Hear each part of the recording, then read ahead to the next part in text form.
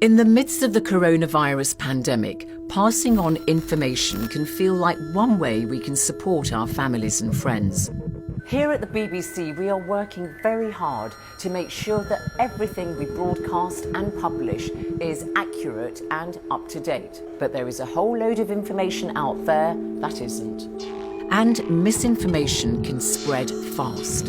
If a message is sent to a WhatsApp group of 20, then each of them shares it with 20 other people, and this happens 5 times, it can reach more than 3 million people very quickly. Untruths can take many forms. One of the most common we're seeing is copied and pasted messages being passed around on WhatsApp or in Facebook groups containing bad advice or fake cures. And because these are shared by a friend or trusted source, it's not obvious who wrote these messages in the first place. Often they're attributed to a vague source like a friend's friend who's a doctor, soldier, or works for the government. For example, a voice note has been spreading on WhatsApp. In it, a woman is translating advice from a colleague who has a friend working at a hospital on the Spanish island of Gran Canaria. Some of the tips are helpful, such as washing surfaces thoroughly. But the voice memo includes misleading advice as well.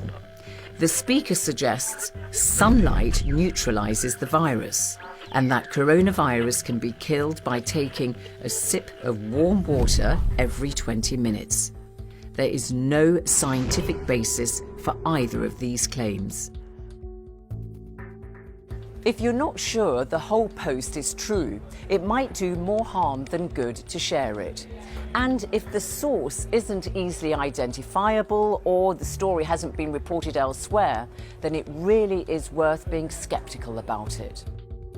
Pictures taken out of context can also be really misleading. A video from Italy was posted on Twitter showing military vehicles on the streets. There were rumours they were responding to coronavirus riots. In fact, they were returning from routine exercises that had nothing to do with the outbreak. Some of us may share information with our friends as a joke or to lighten their mood. But even if they don't take it seriously, others might.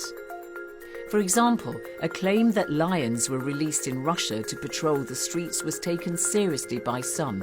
It was not true. We all want to share news that we think will help others, but before you do, follow these steps. Has the story been reported anywhere else? Is it from a reliable source? Has the photo or image been taken out of context? If you're not sure, then maybe it's fake.